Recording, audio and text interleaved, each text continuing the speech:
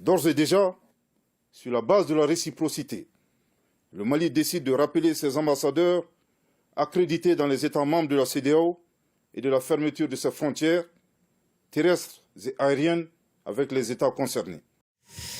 Bonjour Cyril Payen. Bonjour. La junte malienne ne semble donc pas ébranlée après ces sanctions adoptées par la CEDEAO. Alors effectivement, si les éléments de langage du porte-parole du gouvernement de transition, c'est la réciprocité, on peut très clairement parler de surenchère. On est dans une crise qui potentiellement peut avoir des conséquences importantes. Les premières victimes concrètes sur le terrain, c'est le vol Air France, le vol quotidien Paris-Bamako, qui ne va pas aujourd'hui, avec ses centaines de passagers, atterrir à Bamako. C'est une mesure claire de rétorsion parce que ce vol passe par les pays de la CEDEAO. Il semblerait qu'également ça concerne la compagnie turque. Donc c'est une application directe, une mesure de rétorsion. En effet miroir, c'est ce que disait le porte-parole, de réciproque de ces mesures extrêmement dures, beaucoup plus que l'on pouvait l'imaginer, beaucoup plus que la CEDEAO n'a jamais décidé, des sanctions extrêmement dures visant le gouvernement de transition malien. La CEDEAO n'est pas contente évidemment du chronogramme qui a été donné, 5 ans ramenés à 4 ans, ce n'est pas suffisant, on demande une transition plus accélérée,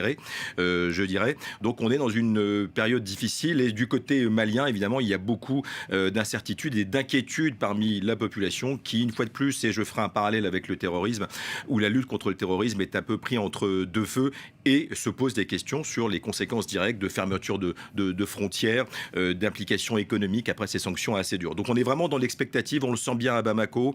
Il y a une manifestation politique française, pas anti-française, mais anti-politique française, qui est annoncée à 15h heure locale, c'est-à-dire bientôt. Est-ce qu'elle sera suivie? On ne sait pas. Est-ce qu'on est dans le début de cette fameuse surenchère entre les États sahéliens, la France, cette sorte de multilatérale de surenchère ou d'éléments de langage extrêmement durs? Difficile de le dire dans le contexte malien, mais il est vrai que les temps ne sont pas au beau fixe dans les relations entre la France et Bamako. Pour revenir sur Air France, ça veut dire que la France s'aligne là sur les positions de la CEDEAO C'est le gouvernement de transition qui n'accepte pas qu'un vol Air France atterrisse. D'accord. Pour l'instant, c'est comme ça qu'on le comprend. Et ça sous-entend aussi l'ensemble des intérêts français. Et puis les premiers intérêts français, c'est la force Barkhane.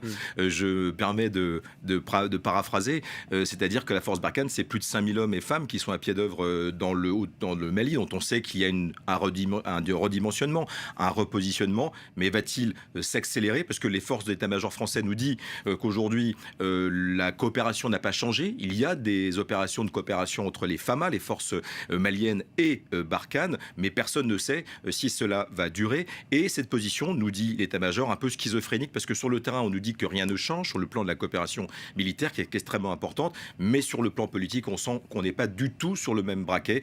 Donc on est dans cette contradiction un peu dangereuse. Donc ça va encore compliquer la donne pour les Français? Très certainement, on peut s'attendre à des annonces, on peut s'attendre à peut-être une accélération, et on ne parle pas nécessairement uniquement de la France, mais également de la position européenne, d'autant que la France, on le sait, préside l'Union européenne depuis le 1er janvier. Donc il y a une série d'implications qui sont dangereuses dans le contexte sahélien, dans le contexte malien particulier, dans le contexte aussi où la France, on le sait, a transféré quelques bases, 3 bases, dans le nord du Mali pour le donner aux forces maliennes. Donc c'est une grande incertitude, c'est le moins qu'on puisse dire, un contexte un peu volatile, et déjà donc la première victime, ce sont d'abord certainement les inquiétudes fondées des Maliens évidemment, mais également ces vols qui ne sont annulés sine die pour relier la capitale du Mali.